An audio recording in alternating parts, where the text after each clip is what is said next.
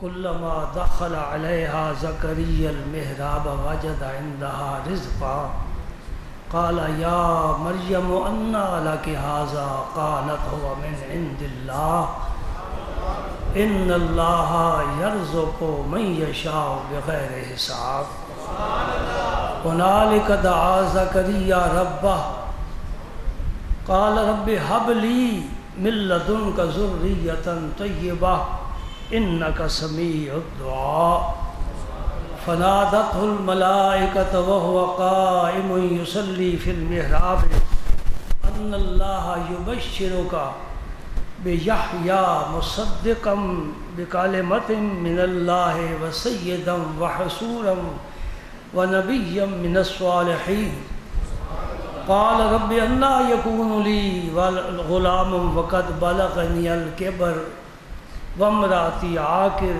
قال کذالک اللہ یفعل ما یشاء صدق اللہ العظیم وصدق رسولہ النبی الکریم۔ درود پاک ذوق سے محبت سے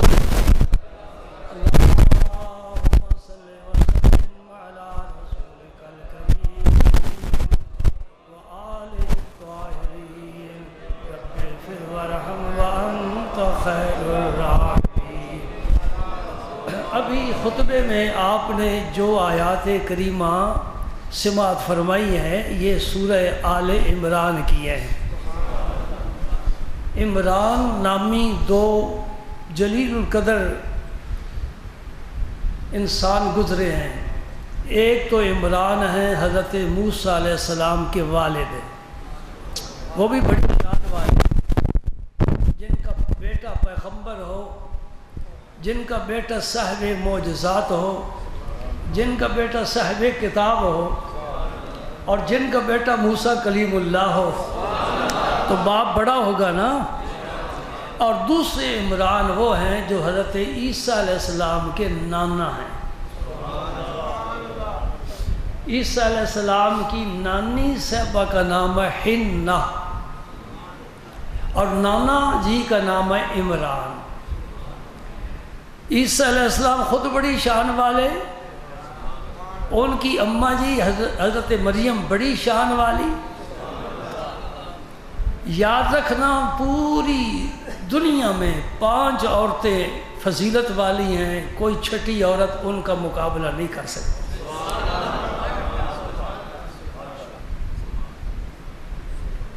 ایک عورت جن کا اسم مبارک ہے حضرت آسیہ، یہ فرعون کی بیوی ہیں۔ شوہر کیسا ہے، بیوی کیسی ہے، اندازہ فرما لے۔ شوہر بے ایمانوں کا سردار ہے، اور ان کی بیوی موت آنے سے پہلے رب نے انہیں جنت میں ان کا مکان دکھایا ہے۔ موت پھر آسان ہو گئی نا۔ یہ حضرت آسیہ ہے، اور دوسری خاتون حضرت مریم ہیں، عیسیٰ علیہ السلام کی والدہ۔ یہ 2 خاتون پہلی امتوں میں سے۔ اور یہ بھی یاد رکھنے کی والی بات ہے کہ قیامت کے دن جب جنتی جنت میں جائیں گے، میرا نبی سب کو لے جائے گا انشاءاللہ۔ تو ازواج مطہرات میرے پاک پیغمبر کی جہاں ٹھہریں گی حضور کے پاس، وہاں حضرت آسیہ بھی ہوں گی، حضرت مریم بھی ہوں گی۔ یعنی یوں سمجھو کہ حضرت آسیہ اور حضرت مریم یہ حضور کے ازواج مطہرات میں شامل ہیں، اور فضیلت کی وجہ بھی یہی ہے۔ ان کی فضیلت کی وجہ بھی یہی ہے کہ حضور نے جنت میں ان کو اپنے خدمت کے لیے منتخب فرمایا ہے۔ تیسرا نام میں لینا چاہتا ہوں، وہ بہت بڑا نام ہے، وہ ہے خدیجۃ الکبریٰ، سب کہو رضی اللہ عنہا، جو خاتون جنت کی اماں ہیں، بلکہ سوائے حضور کے صاحبزادے حضرت ابراہیم کے باقی حضور کی ساری اولاد کی اماں حضرت خدیجۃ الکبریٰ ہے۔ حوالے کے طور پر بات یاد رکھنے کے قابل ہے، اور یہ ہمارے گھر کی نہیں، یہ ماتمی گروہ کے گھر کی ہے۔ ان کی کتاب ہے کافی، اصول کافی، کتاب کا نام ہے اصول کافی۔ جس طرح ہمارے ہاں بخاری کا درجہ ہے، ان کے ہاں اصول کافی کا درجہ ہے۔ ہماری اس لائبریری میں، کتب خانے میں وہ موجود ہے۔ اصول کافی میں لکھا ہوا ہے کہ حضور کی 4 صاحبزادیاں اور حضور کی 3 صاحبزادیاں خدیجۃ الکبریٰ کے بطن سے پیدا ہوئی ہیں۔ اب کوئی بات میں مانے نہ مانے یا کہے کہ یہ ضعیف ہے یا تعویلیں کرتا پھر الگ بات ہے۔ ہم نے منبر پر ڈنکے کی چوٹ پر یہ بتا دیا ہے کہ جو نبی کی 4 صاحبزادیوں کا انکار کر کے 1 صاحبزادی مانتا ہے، اس کے عقیدے کی بنیاد اس کتاب پر ہے جس کتاب میں لکھا ہوا ہے کہ حضور کی 4 صاحبزادیاں اور 3 صاحبزادے، 7 اولادیں حضور کی خدیجۃ الکبریٰ کے بطن مبارک سے پیدا ہوئی۔ کل حضور کے 8 صاحبزادے اور صاحبزادیاں ہیں، 4 صاحبزادیاں 4 صاحبزادے۔ سنیوں کو یاد رکھنا چاہیے، اپنے نبی کے بارے میں یہ معلومات سنیوں کے پاس ہونے چاہیے۔ حضور کی کتنے صاحبزادے ہیں؟ 4۔ صاحبزادیاں کتنی ہیں؟ 4۔ نبی کے اسم کے حرف کتنے ہیں؟ 4۔ نبی کے یار کتنے ہیں؟ 4۔ کتابیں کتنی ہیں؟ اور مقرب فرشتے کتنے ہیں؟ اللہ کے اسم کے حرف کتنے ہیں؟ 4۔ میں 4 گنتا رہوں تو سارا جمعہ اسی میں گزار دیں۔ مسجد کے حرف 4 ہیں، مسجد کے حرف 4 ہیں، منبر کے حرف 4 ہیں، قرآن کے حرف 4 ہیں، بشیر کے حرف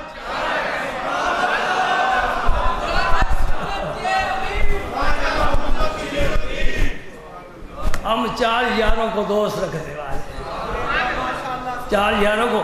موضوع بڑا لمبا ہے اور ہے اس جمعے کا ہی، اگلا جمعہ تو انشاءاللہ شب برات ہوگی نا، میں اس جمعے ختم کرنا چاہتا ہوں۔ تو حضرت عمران کی بیوی نے نظر مانی، عمر مبارک 98 برس ہو گئی، بیٹا بیٹی نہیں ہے۔ صبر کا رب نے ان کے صبر کا ہمیں سبق دیا ہے کہ یہاں تک صبر کرنا چاہیے۔ 2 سال ہو گئی شادی کو، اولاد نہیں ہوئی تو رو رہا ہے۔ روتا کیوں ہے؟ اللہ کے خزانے بھرے ہوئے ہیں، تو اپنی رضا کو اس کی قضا کے ساتھ ملا دے۔ یہ میرا جملہ یاد رکھنا بڑا قیمتی ہے، ساری کتابوں کا نچوڑ ہے، تصوف کی طریقت کی بنیاد اس جملے پر ہے۔ بندہ وہ ہے جو اپنی رضا کو رب کی قضا کے ساتھ ملا دے۔ اللہ تیری قضا ہے تو میری رضا ہے۔ پھر دیکھ رب کس طرح فیصلے فرماتا ہے۔ اپنی ہر بات رب سے نہیں منوانی چاہیے۔ ہم بھی تو رب کی ساری باتیں نہیں نہ مانتے، کہ مانتے ہو؟ ہم نہ مانے وہ کوئی ہمارا کرایہ دار ہے؟ بولو نا، رب کوئی ہمارا مزارع تو نہیں ہے کہ ہماری مرضی پر فصل کاشت کرے۔ وہ خالق کائنات ہے، مالک حش جہاد ہے، شش جہاد ہے، اس پر کسی کا قانون نہیں چلتا۔ وہ خود قانون بنانے والا ہے، خود قانون چلانے والا ہے، اور جو کہتا ہے ہو کر رہتا ہے، جو کرتا ہے اس میں بڑی حکمتیں ہوتی ہیں۔ ہم عاجز ہیں، وہ عاجز نہیں، ہم محدود ہیں، وہ محدود نہیں، ہم فانی ہیں، وہ فانی نہیں۔ وہ اللہ ہے، رب العالمین ہے، احکم الحاکمین ہے، علی کل شیء قدیر ہے، حی القیوم ہے۔ ہم میں کوئی بات ہی نہیں، ہم تو پل بلا ہے پانی کا، ہوا کا جھونکا آئے گا تو مٹ جائیں گے۔ ہمارا کیا ہے؟ کل نہیں تھے آج ہیں، آج ہیں کل نہیں ہوں گے۔ ہمارا ایک ماضی ہے، ایک مستقبل ہے، بس حال میں تھوڑا سا ہم چہچہا رہے ہیں، کوئی پتہ نہیں یہ 1 جمعہ ہے کہ 2 جمعے ہیں۔ مریم کو رب نے دنیا میں لانے کا ارادہ فرمایا کہ اس کی اماں دعائیں کر رہی ہے اور اس کے ابا کی عمر 120 سال ہو گئی، 120 سال تک کوئی بیٹا بیٹی نہیں۔ ہاں ہم راضی ہیں، دعا رضا کے خلاف نہیں۔ دعا تو بندے کی محتاجی ہے۔ اللہ کی جناب میں ہاتھ پھیلا کر جب عرض کرتا ہے، اللہ راضی ہوتا ہے کہ بندے نے میرا حق پہچانا، بندے نے میرے پہچانا، یہ اپنی محتاجی میرے سامنے پیش کی، مجھے قادر مطلق سمجھا، مجھے دعا سننے والا، دعا قبول کرنے والا جانا ہے۔ کافر کبھی دعا نہیں کرے گا، یہ دعا کرنا مومن کی شان ہے۔ سبحان اللہ، دعائیں تو ہوتی رہی نا۔ اب رب نے فیصلہ فرما دیا، جب پیٹ میں گرانی محسوس ہوئی نا تو بڑی خوشی ہوئی، شکریہ ادا کرتا ہوں ابھی شکریہ ادا کرتی ہوں۔ سنو قرآن پاک کیا کہتا ہے۔ قرآن کہتا ہے رب انی نذرت لک ما فی بطنی محررا، اے اللہ میرے پیٹ میں جو ہے نا میں نے اس کو تیرے گھر کی خدمت کے لیے وقف کیا، اور کچھ نہ ہی تیرے پاس نیت تو بنا لینا، نیت پر تو پیسہ نہیں نہ لگتا، یہی نہیں بیٹا ہو رہا نیت کر لے، بیٹا ہوگا میں حافظ قرآن بناؤں گا، پیسہ نہیں ہے نیت کر لے رب مجھے جب دے گا میں حج کروں گا، اور ارادہ کرنے میں تو کوئی خرچ نہیں آتا۔ جی بات میری سمجھ رہے، یہ نیت اچھی، رب انی نذرت لک ما فی بطنی محررا فتقبل منی، اے اللہ تو قبول فرما لے۔ خیال یہ تھا کہ بیٹا ہوگا، اور بیت المقدس کی خدمت کے لیے مرد ہی چاہیے، وہاں عورتیں تو خدمت نہیں نہ کر سکتی، لیکن رب اپنے فیصلے خود فرماتا ہے اور اپنی حکمتیں دکھاتا ہے۔ اِنَّكَ أَنْتَ السَّمِيعُ الْعَلِيمُ، دعاؤں کو سننے والا ہے، ہمارے ہر حال سے تو واقف ہے۔ فَلَمَّا وَضَعَتْهَا قَالَتْ رَبِّ إِنِّي وَضَعْتُهَا أُنْثَىٰ، جب بچہ پیدا ہوا تو بیٹی تھی، یا اللہ یہ تو بیٹی ہے، میں نے سوچا تھا بیٹا ہوگا میں گھر کی خدمت کے لیے وقف کروں۔ دیکھا سبحان اللہ، اللہ پاک کیا فرماتے ہیں وَاللَّهُ أَعْلَمُ بِمَا وَعَدَتْ، یہ نہیں کہ اللہ کو پتہ نہیں، اللہ کو بھی پتہ ہے کہ کیا دینا ہے، بیٹی دے دی ہے۔ پھر کیا فرمایا سنو، بڑی پیاری بات ہے، وَلَيْسَ الذَّكَرُ كَالْأُنثَىٰ، رب فرماتا ہے یہ بیٹی ہے، بیٹے کیا مرد کیا اس کا مقابلہ نہیں کر سکیں گے، مرد کی اپنی شان ہے اس میں کوئی شک نہیں، لیکن بعض عورتیں ایسی رب نے پیدا فرمائی کہ بڑے بڑے مرد ان کے سامنے سر جھکاتے ہیں، ان میں عائشہ صدیقہ ہے، کسی صحابی کو مسئلہ پوچھنا ہوتا، قرآن پاک کی آیت کی تفسیر سمجھنا ہوتی تو فرماتے عائشہ صدیقہ کہ حجرے پر جاؤ، دروازے پر جاؤ، مسئلہ پوچھ کر آؤ۔ یہ وہ خاتون ہے، مرد مقابلہ نہیں کر سکتے، فاطمۃ الزہرا کا مقابلہ نہیں کر سکتے، رابعہ بصری کا مقابلہ نہیں کر سکتے، یہ وہ عورتیں ہیں کہ مرد ان کے سامنے کچھ بھی نہیں، اور ہم تو نہ عورتوں میں ہیں نہ مردوں میں ہیں۔ کوئی مردوں والا کام کر کے دکھائے تو صحیح، اور کوئی دکھاؤ مردوں والا کام کر کے، جنہوں نے کام کیے ہیں ان کا ذکر رب قرآن میں فرماتا ہے۔ تاریخ مخنث لوگوں کو یاد نہیں رکھتی، جن کا خدمت ہے، جن کا قوم پر احسان ہے، جن کے کارنامے ہیں، تاریخ ان کے نام بڑے موٹے حرفوں سے لکھتی ہے۔ پاکستانی قوم کبھی قائد اعظم کو، علامہ اقبال کو نہیں بھول سکتی، کوئی کام کیا ہے نا، مردوں والا کام کیا ہے، کیس جیت لیا ہے، دو شیر، 2 بگھیاڑ، 2 بھیڑیے، ان کے منہ سے پاکستان نکالنا، ہندو کے منہ سے، انگریز کے منہ سے یہ لقمہ نکال کر مسلمانوں کو تحفظ دے دیا۔ اب ہم نہ سنبھال سکے تو ہماری نالائکی ہے نا، تحفہ تو مل گیا نا، سبحان اللہ۔ رب فرماتا لیس الذکر کالانثیٰ، نہ فکر کی کوئی بات نہیں، تو میری قدرتیں دیکھ،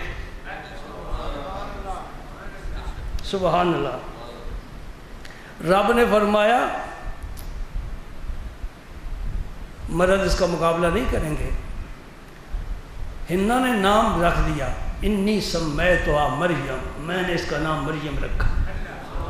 ماں کو کبھی حق پہنچتا ہے نام رکھنے کا، اور یہ بھی مسئلہ آج سن لو، سمجھ لو، بچہ پیدا ہو تو پہلے دن بھی نام رکھا جا سکتا ہے، یا پھر تیسرے دن، یا پھر 7ویں دن۔ اگر پہلا دن بھی گزر گیا، تیسرا گزر گیا، تو پھر 7ویں دن نام رکھا جائے، سر کی بال تراشے جائیں، یہ الگ مسئلہ ہے، کسی نے پوچھنا ہوگا تو پوچھ لے گا، ضرورت بھی تو کیا ہے نا، سبحان اللہ۔ نام رکھا مریم، یہ عربی کا زبان کا لفظ نہیں ہے، یہ بنی اسرائیل کی زبان کا لفظ ہے۔ مریم کا کیا معنی ہے؟ مفسرین نے 2 معنی لکھے، ایک عابدہ عبادت گزار، ایک خادم اللہ کے گھر کی خدمت کرنے والی اور اللہ کی بندگی کرنے والی، اور مریم نے وہ کام دونوں کر کے دکھائے۔ اور پھر دعا مانگی وَإِنِّي أُعِيذُهَا بِكَ وَذُرِّيَّتَهَا مِنَ الشَّيْطَانِ الرَّجِيمِ، اے اللہ شیطان رجیم سے میں اس کو تیری پناہ میں دیتی ہوں۔ رب نے پناہ دے دی۔ حدیث میں آتا ہے جو بچہ پیدا ہوتا ہے شیطان سے چوک مارتا ہے، اس طرح انگلی کے ساتھ اس کے اس پہلو میں، ادھر بھی بچہ پھر روتا ہے۔ بچہ پیدا ہوتا ہے روتا ہے، کیوں روتا ہے؟ شیطان نے اسے چوک ماری ہے کہ تو میرا ہے۔ یہ دعا پڑھ لی جائے نا، شیطان ہاتھ نہیں لگائے گا۔ حضرت مریم کے لیے حضرت حنہ نے یہ دعا مانگی۔ اب جب عیسیٰ علیہ السلام پیدا ہوئے تو شیطان قریب ہی نہیں آیا۔ اور سننے اور یاد رکھنے والی بات ہے، جب میرے آقا کریم نے خاتون جنت کا نکاح علی المرتضیٰ سے فرمایا اور رخصتی کا وقت آیا، حضور نے پانی منگوا کر اس پر دم کیا اور خاتون جنت کے سینے پر چھڑکا اور یہ دعا پڑھی انی اعیذها بک وذریتها من الشیطان الرجیم، فاطمہ جا تیری اولاد کو میں شیطان سے بچا کے رب کے حوالے کر دیا۔ قیامت تک فاطمہ کی اولاد پر شیطان حملہ نہیں کر سکتا۔ اس لیے حسن پیدا ہوئے شیطان قریب نہیں آیا، حسین پیدا ہوئے شیطان قریب نہیں آیا۔ حنہ کی دعا زیادہ قبول ہوتی ہے کہ نبیوں کے سردار کی دعا زیادہ قبول ہوتی ہے۔ حنہ کی دعا قبول ہوئی، عیسیٰ کو شیطان نے ہاتھ نہیں لگایا اور سید المرسلین نے دعا فرمائی تو خاتون جنت کی اولاد بھی شیطان کے شر سے محفوظ رہی ہے۔ اور ہر باپ کا یہ فرض بنتا ہے جب بیٹی کو رخصت کرنے لگے یہ دعا پڑھ کے رخصت کرے، اللہ تعالیٰ انشاءاللہ برکت فرمائے گا۔ انی اعیذها بک وذریتها من الشیطان الرجیم فتقبلها ربها بقبول حسن، رب نے بڑے اچھے طریقے سے مریم کو قبول فرما لیا۔ عمل تو وہ ہے جو قبول ہو جائے۔ اور یہ یاد رکھو، خطرے والی بات بتاتا ہوں، ہر عمل میں شیطان تھوڑی سی چٹکی اپنی ڈال دیتا ہے۔ نمازی نماز پڑھ رہا ہے، اسے پتہ نہیں کون سا مجھ سے قصور ہو رہا ہے، شیطان نے چٹکی ڈال دی تاکہ اس کی نماز قبول نہ ہو۔ بڑی حاجم ہے، بڑی تلاوت کرنے والی ہے، بڑی نمازیں پڑھنے والی ہے اور سر پر دوپٹہ باریک لیا ہوا ہے کہ بال نظر آتے ہیں، نماز ہوتی ہی نہیں۔ شیطان نے چٹکی ڈال دی نا، موٹا دوپٹہ، بھئی گرمی ہے کیا کروں، نہیں برداشت ہوتا، باریک دوپٹہ پہن لیا، ناخنوں پر پالش لگی ہوئی ہے، نماز کی عادت ہے، شیطان نے چٹکی ڈال دی، وضو کرے گی وضو نہیں ہوگا کیونکہ یہ ناخن کا اپنا اس پالش کا اپنا وجود ہے، جب تک وہ ہے ناخن پانی سے تر نہیں ہوگا، ناخن خشک رہ جائے تو وضو نہیں ہوگا۔ چٹکی ڈالی نہ ڈالی۔ اور مرد بڑے بڑے باریک کپڑے پہنتے جن سے جسم نظر آتا ہے، ان کی بھی نماز نہیں ہوتی۔ بار کر یہ شیطان اپنا کام ضرور کرتا ہے، کوئی پیر ہو، مولوی ہو، فقیر ہو، درویش ہو، کوئی جیسا بھی ہو، باقی بازار والے تو ویسے ہی اس کی اپنی ٹیم کے لوگ ہیں نا، معاف رکھنا معاف رکھنا۔ یہ میں نے کیوں کہا ہے؟ حضور نے فرمایا بہترین جگہ مسجد ہے، بدترین جگہ بازار ہے، اور اس بازار میں جانا ہو اس کی نحوست سے بچنے کے لیے کلمات ہیں، وہ پڑھ کر جانا چاہیے تاکہ اس نحوست سے انسان بچ جائے۔ قبول فرمایا رب نے، وَأَنبَتَهَا نَبَاتًا حَسَنًا، اچھے طریقے سے پروان چڑھایا۔ کیا مطلب ہے؟ 29 خادم یا مجاور یا زاہد یا عابد بیت المقدس میں رہتے تھے، ان میں ایک حضرت زکریا علیہ السلام تھے۔ زکریا علیہ السلام حضرت مریم کے خالو لگتے ہیں رشتے میں، سمجھے، اور پیغمبر بھی ہیں اور ان کی بھی اولاد کوئی نہیں۔ اب مریم جب آ گئی بیت المقدس میں، پیدا ہونے کے ساتھ ہی حوالے کر دیا رب کے گھر کے، رب نے قبول فرما لیا۔ اب سب کی خواہش ہے کہ اس کی کفالت ہم کریں، یہ سعادت مجھے حاصل ہو کہ میں اس کی کفالت کروں۔ حضرت زکریا زیادہ حقدار ہے کہ ان کا رشتہ بھی ہے، لیکن باقی ضد کرتے ہیں نہیں جی قرآن اندازی ہونی چاہیے۔ یہ قرآن اندازی سنت طریقہ ہے، کیسے قرآن اندازی کریں؟ جس طرح وزارت مذہبی امور حاجیوں کی قرآن اندازی کرتی ہے پتہ ہے آپ کو؟ قرآن میں نام آتا ہے، چٹھی نہیں آتی، وہ کدھر گیا قرآن؟ حضور بھی قرآن اندازی فرماتے تھے۔ قرآن اندازی کی صورت یہ ہے کہ سب اپنی اپنی قلمیں بہتے پانی میں ڈالو، جس کا قلم اوپر کی طرف چلے، پانی تو سب کو بہا کر لے جاتا ہے نا، جس کا قلم اوپر کو چلے وہ مریم کی کفالت کرے۔ 29 قلم ندی میں ڈالے گئے، ان میں ایک قلم زکریا علیہ السلام کا، سب قلم نیچے بہ گئے، زکریا علیہ السلام کا قلم اوپر چلا گیا۔ فکفلھا زکریا، اس لیے آپ نے فرمایا کہ زکریا علیہ السلام نے کفالت فرمائی حضرت مریم کی۔ لیکن میں نے کسی کتاب میں نہیں پڑھا کہ اس بچی کو دودھ بھی پلایا گیا ہے، حالانکہ 2 سال دودھ پینے کی مدت ہے۔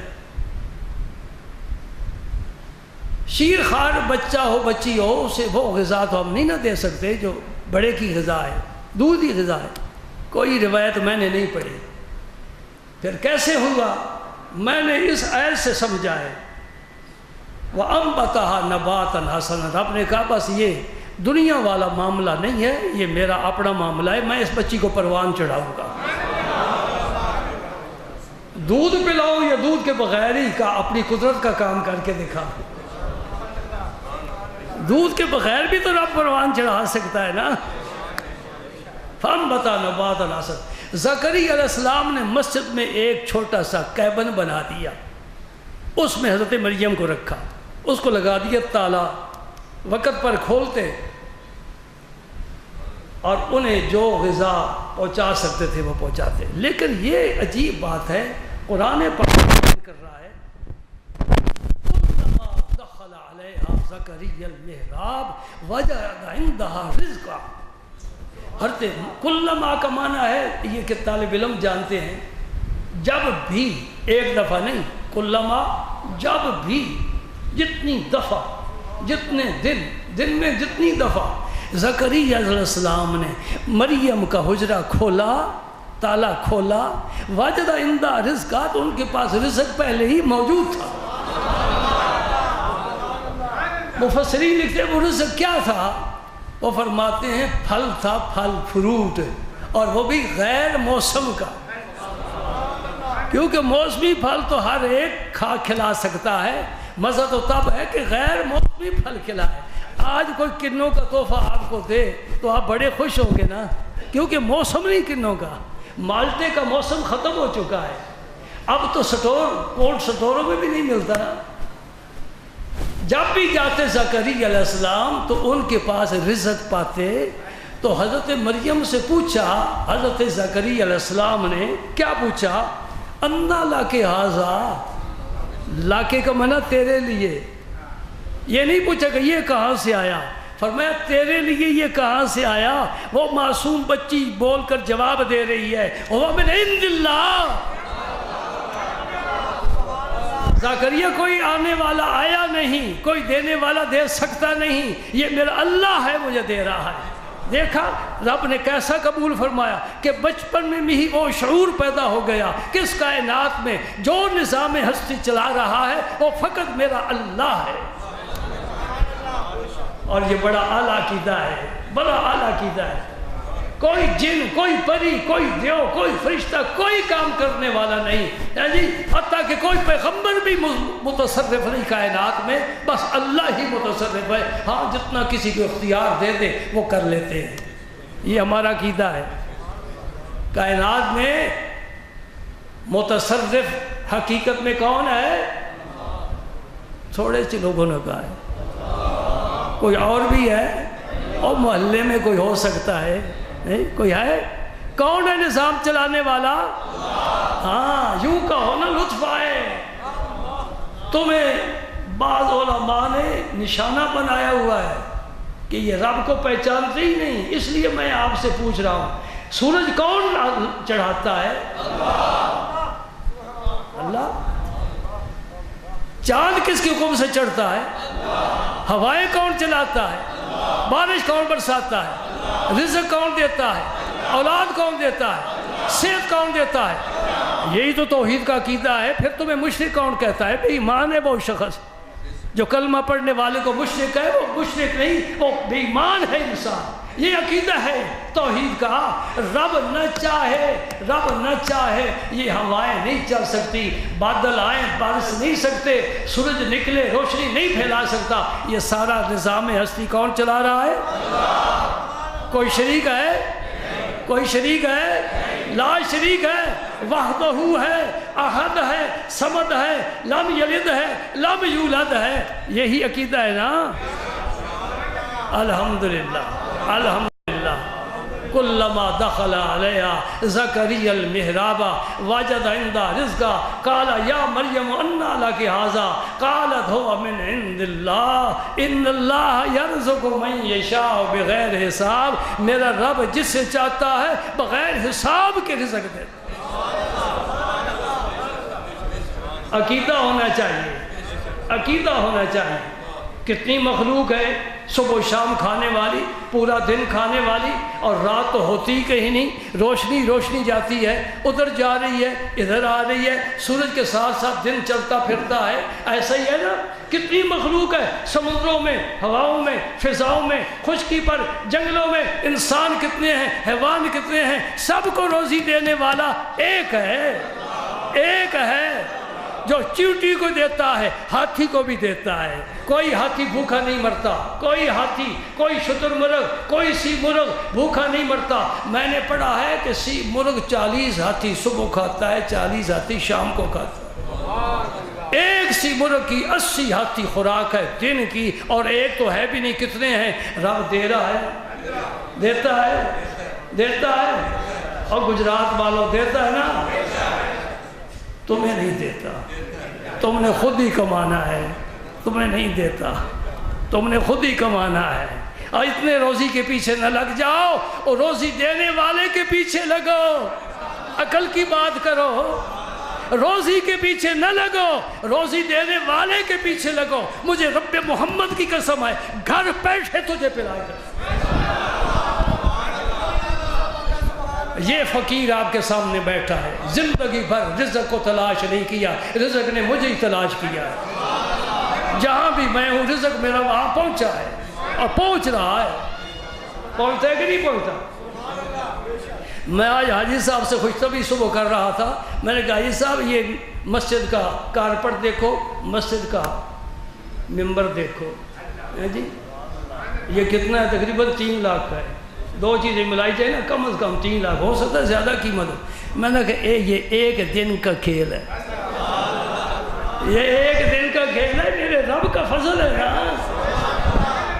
رب کا فضل ہے، اس کا شکر ادا کرتے ہیں. اس میں کسی کا، میرا، کسی کا کوئی کمال نہیں. یہ رب کا اپنا کرم ہے. سبحان اللہ، سبحان اللہ. تو یقین رکھو، ان اللہ یرزق من یشاء، من یشاء، جسے چاہتا ہے، جسے چاہتا ہے، بغیر حساب کے رزق. حضرت زکریا علیہ السلام کے لیے روشنی پیدا ہو گئی کہ مریم کے پاس بے موسمہ رزق آ گیا. میرا موسم بھی ختم ہو گیا، میری بیوی بانجھ ہو گئی، اولاد کا موسم ختم ہو گیا، مجھے بھی رب دے سکتا ہے. وہیں کھڑے ہو کر حضرت مریم کے پاس ہاتھ اٹھا دیے. رب کیا فرماتا ہے جی؟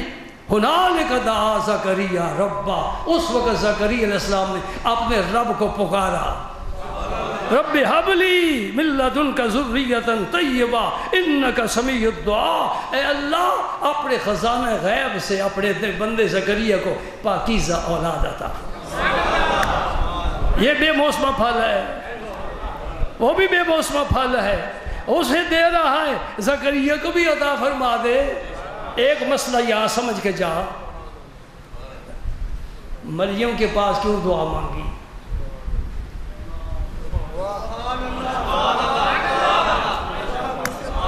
یہ میں مسئلہ سمجھنا چاہتا ہوں. مریم کے پاس کھڑے ہو کیوں دانگی؟ مسجد میں جاتے دو نفل پڑھتے رب کو پکارتے، مسجد اقصیٰ ہے، کوئی معمولی مسجد نہیں، مسجد میں جا کر دعا کرتے۔ مریم کے پاس کی دعا، ہمیں یہ مسئلہ پتہ چل گیا، دعا قبول کرنے والا رب ہے، لیکن ولی اللہ کے پاس دعا مانگی جائے زیادہ قبول ہوتی۔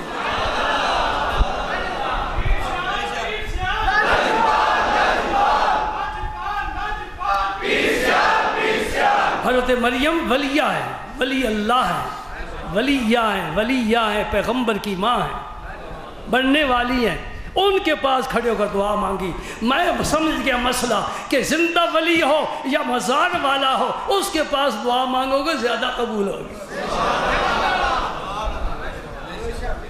یہ ہم اپنی طرف سے تو بات نہیں نہ کر رہے، قرآن کہہ رہا ہے نا۔ میں کھول کر بیٹھا ہوں سامنے، کسی سے پوچھ لینا کہ حضرت مریم کے پاس زکریا السلام نے کیوں دعا، ہنالک دعا زکریا، وہیں کھڑے ہو کر۔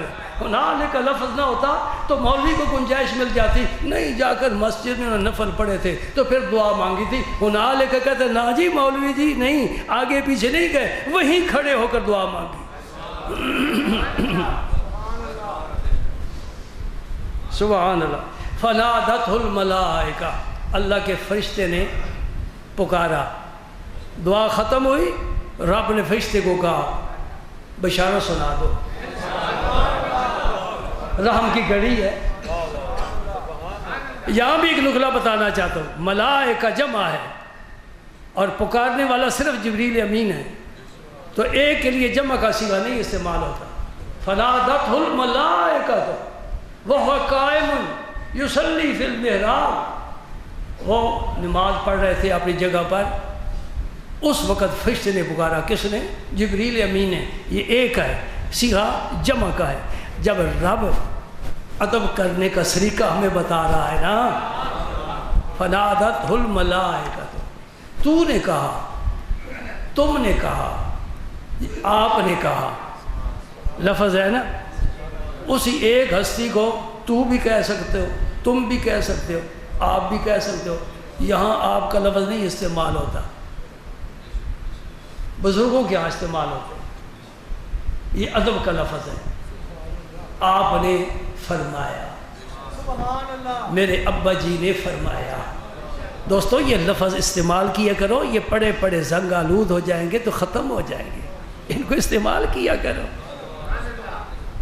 میرے والد نے کہا نہیں، وہ میرے والد صاحب نے فرمایا، ادب کے ساتھ میرے استاد صاحب نے فرمایا۔ سبحان اللہ۔ فرشتے نے کیا کہا؟ ان اللہ یبشرک بیحییٰ، رب نے پہلے ہی بیٹے کا نام بتا دیا۔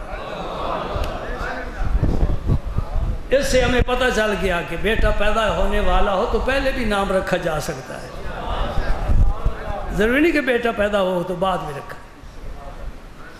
ہاں، کیا بشارت دی؟ یحییٰ۔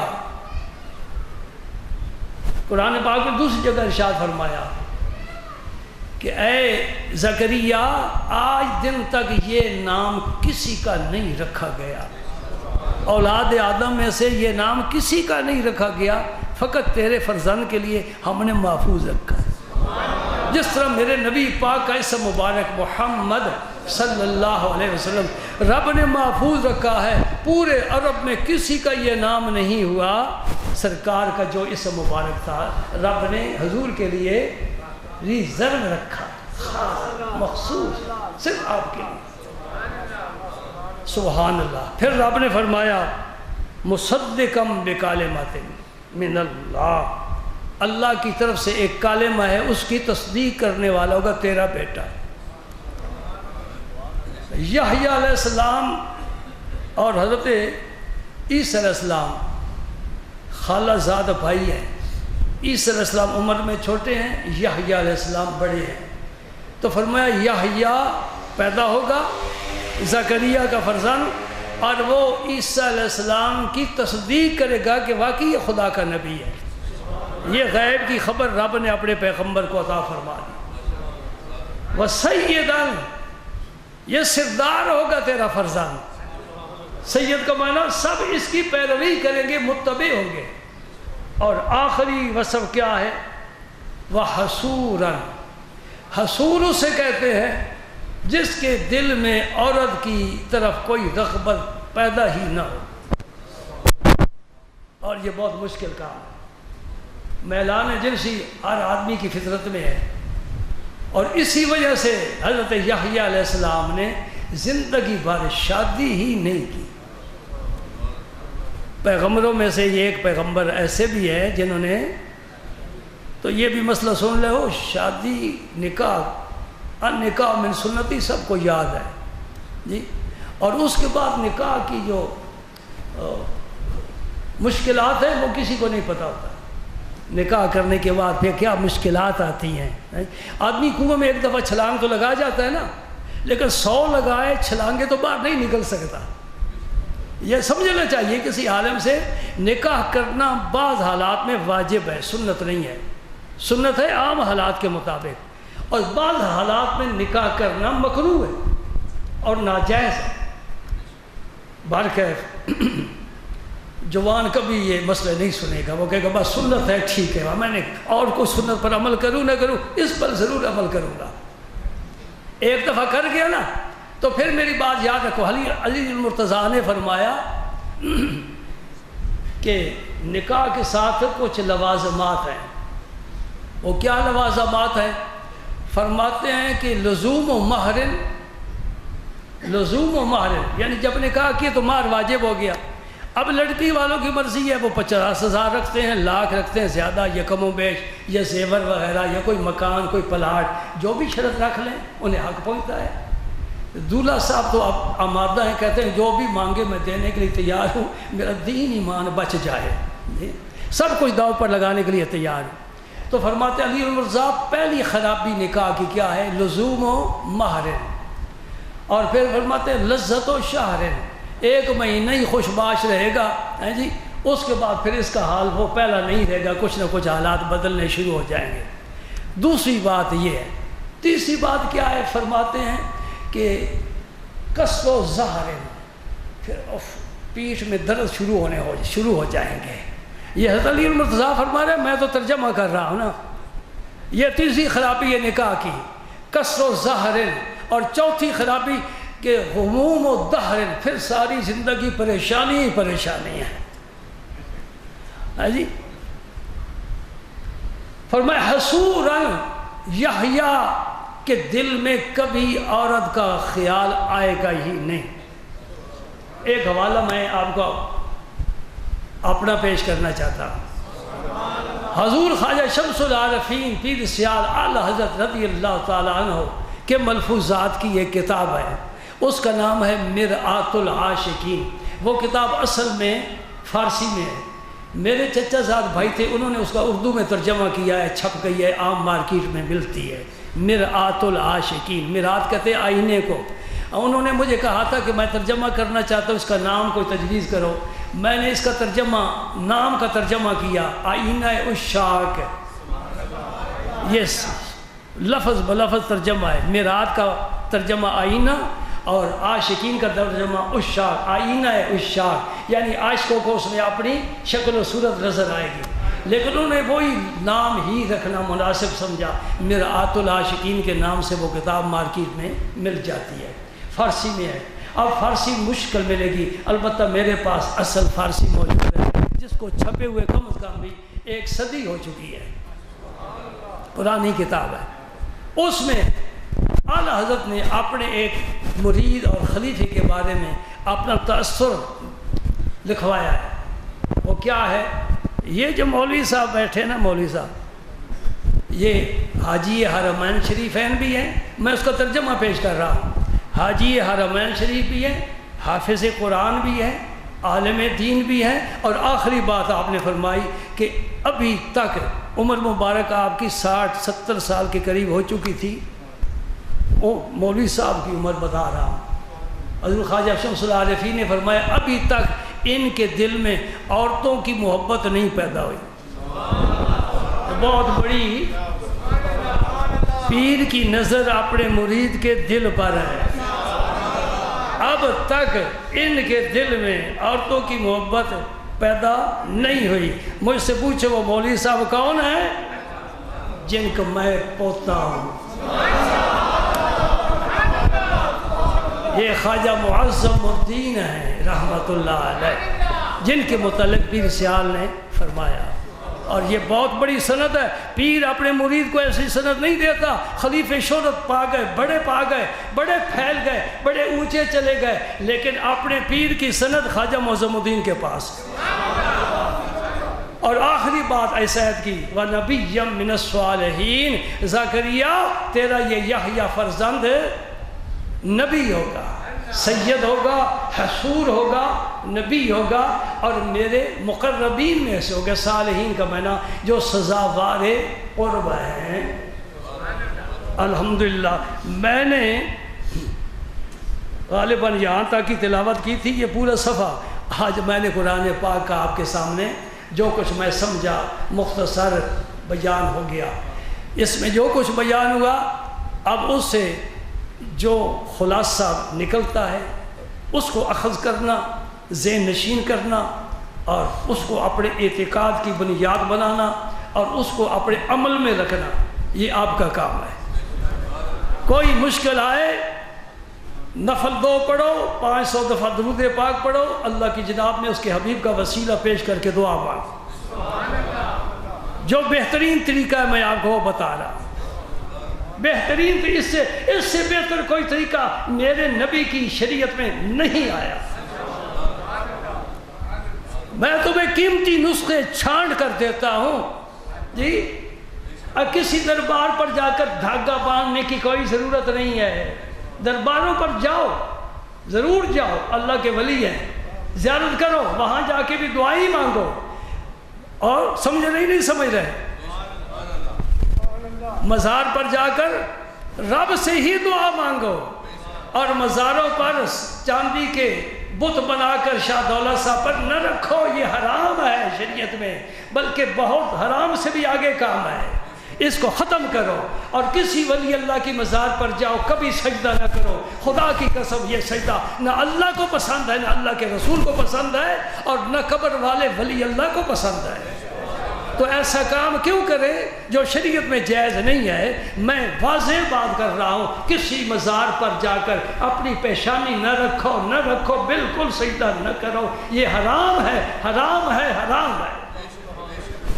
ہم ولیوں کے غلام ہیں، ولیوں کے گھر میں پیدا ہوئے، ولیوں کے جوتوں میں ہم نے پرورش پائی، ولیوں کی صحبت میں زندگی گزاری، لیکن یہی مسئلہ ہم نے ہر جگہ سمجھا ہے، ہر جگہ پہچانا ہے۔ ولی اللہ کی بڑی شان ہے، نبی کی اس سے بڑی شان ہے۔ نہ صدیق نے سجدہ کیا، نہ عمر نے سجدہ کیا۔ کون ہوتا ہے اللہ کے علاوہ کسی کو سجدہ کرنے والا؟ میری بات پورے شہر میں پھیلا دو کہ قمر علو والے کہتے ہیں اللہ کے علاوہ کسی ولی کو، نبی کو سجدہ کرنا جائز نہیں ہے۔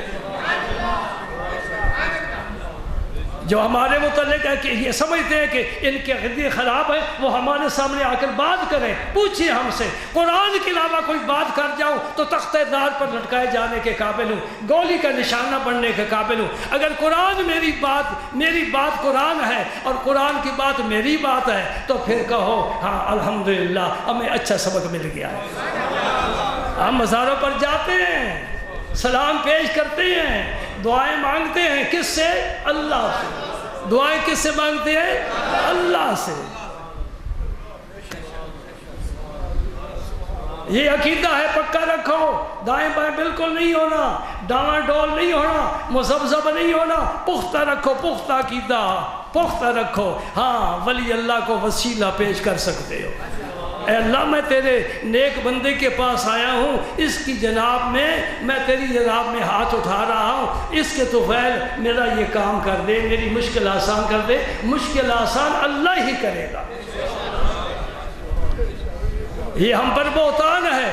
انگلینڈ میں ایک کہنے لگا مجھے، پیر کہتے ہیں، پیروں کو آ کر کوئی عورت لاتی ہے نا مرغ، کہتے لے پیرا ککڑ لے تے پتر دے، ککڑ لے تے پتر دے۔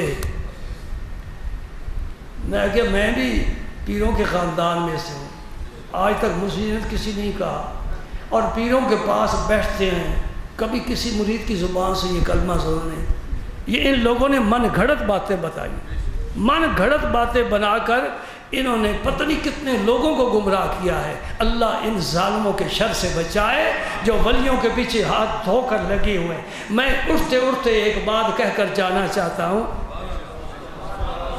انہوں نے کتابوں میں خواجہ غریب نواز کی شان لکھی ہے، تفسیروں میں لکھی ہے، محبوب الہی کی شان کتابوں میں لکھی ہوئی ہے۔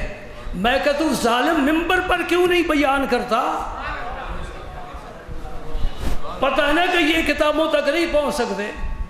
وہ 30 جلدوں میں تفسیر ہے اور سب سے ضخیم ترین تفسیر ہے، باریک قلم کے ساتھ لکھی ہوئی۔ اس میں اب وقت نہیں ہے ورنہ میں آپ کو بتاتا ہوں، اس میں اس نے لکھا ہے کہ حضور محبوب الہی، میرے پاس تفسیر موجود ہے، دیوبندی عالم ہے، وہ لکھتا ہے حضور محبوب الہی خواجہ نظام الدین اولیاء کے اکثر مرید صاحب کشف تھے۔ صاحب کشف کیا ہوتا ہے؟ دل کی آئینہ میں ہے تصویر یار، جب ذرا گردن جھکائی دیکھ لی، عرش والوں کو تو نہیں دیکھنا، دل کے آئینے میں اس کا نور ہے، اس کی عظمت کے جلوے ہیں جی۔ اور خواجہ غریب نواز کے بارے میں انہوں نے ایک بڑی زبردست لمبی پورے صفحے پر کرامت لکھی ہے کہ ایک بچے کو اٹھا کر خواجہ غریب نواز، کون خواجہ غریب نواز؟ جنہیں آج خواجہ غریب نواز کہنا وہ کہتے ہیں ناجائز ہے۔ غریب نواز اللہ ہے۔ میں کہتا ہوں اللہ غریب نواز ہے تو پھر امیر نواز کون ہے؟ کوئی دوسرا اللہ ہے؟ ایک اللہ تو غریب نواز ہو گیا، دوسرا اللہ امیر نواز ہو گیا۔ دو رب ہے تیرے؟ نہیں، اللہ امیروں کا بھی ہے، غریبوں کا بھی ہے، خواجہ فقط غریبوں کا ہے۔ اس لیے غریب نواز کہتے ہیں۔ خواجہ غریب نواز نے کہا آگ کی پوجا کر رہے ہیں، دوستو آگ کی پوجا کرنے والے پوجا کر رہے ہیں، ان کو تبلیغ فرمائی۔ یہ تو شیعوں کی امام بارگاہ میں بھی نہیں جاتی، جب یہ تبلیغی جماعت شیعوں کی بارگاہ میں نہیں جاتی، اور جایا کرو، انہیں اصل تبلیغ کا زیادہ حق پہنچتا ہے۔ کافر چاکن کر دینا کہ یہ کافر ہے، یہ تو آسان ہے۔ خواجہ غریب نواز نے آتش پرستوں کو تبلیغ فرمائی، فرمایا کیا پوچھ رہے ہو جسے خود جلا رہے ہو، اس رب کی پرستش کرو۔ انہوں نے کہا نہیں بات سنی، نہ باپ سے سنی، نہ دادا پر دادا سنی، یہ کون درویش آ گیا جو ہمیں یہ تبلیغ کرنے لگ گیا؟ فرمایا یہ مخلوق ہے، مخلوق کی پوجا نہیں کی جاتی۔ اور وہ جو ان کا سردار تھا اس کی گود میں بیٹا تھا، اپنا بچہ، خواجہ غریب نے اس بچے کو اٹھا لیا۔ یہ اس تفسیر میں واقعہ لکھا ہوا ہے، کوئی مولوی دیکھنا چاہے تو میں انشاءاللہ دکھا دوں گا۔ یہ میرے خواجہ کی شان ہے، غیروں کے گھر میں بھی جا کر ڈنکا بجاتے ہیں۔ یہ سوٹا کھڑکتا ہے ہر جگہ، میرے بابا دا سوٹا کھڑکتا ہے، یہ انشاءاللہ تیرے سر پر گرے گا اور تیری پیٹھ کو گرم کرے گا کہ ایک دن آئے گا قیامت کے دن تو میرے خواجہ کی شان دیکھے گا۔ پورا بر صغیر کلمہ پڑھنے والے سارے سلسلے خواجہ غریب نواز کے جھنڈے کے نیچے ہوں گے۔ یہ جھنڈا غوث اعظم کے جھنڈے سے جا کر ملے گا، اس دن خدا پتہ چلے گا کہ خواجہ کا نام لینے والے کس شان والے لوگ ہیں۔ انشاءاللہ میں تجھے دکھاؤں گا گجرات کے ملا کو میرے خواجہ کی کیا شان ہے۔ آج بھی دیکھ لے، تیرے ہندوستان میں تیرا نام نہیں چل رہا، انہیں 100 سے زیادہ سال ہو گئے ہیں، 7 صدیاں گزر چکی ہیں، ہندوستان میں آج بھی خواجہ کا نام چل رہا ہے۔ یہ نام میں نہیں چلاتا، تو نہیں چلاتا، میرا رب چلاتا ہے۔ فاذکرونی اذکرکم، خواجہ نے ان کا ذکر کیا ہے اپنے رب کا۔ رب نے کیا قیامت تک اب میں تیرا ذکر لوگوں سے کراتا رہوں گا۔ اس سردار کا بچہ اٹھا لیا خواجہ غریب نواز نے۔ آگے سناؤں؟ سنو گے؟ مان جاؤ گے؟ خواجہ غریب نواز چلتے چلتے آگ میں داخل ہو گئے۔ اس کی والد کی چیخ نکل گئی، میرا بچہ جل جائے گا، مر جائے گا۔ نہ خواجہ غریب نواز کو آگ نے چھوا ہے، نہ اس کے بچے کا بال جلا ہے۔ عاشقوں پر آگ حرام ہے، سمجھے نہیں سمجھے؟ عاشقوں پر آگ حرام ہے، دنیا کی ہو آخرت کی ہو۔ سبحان اللہ۔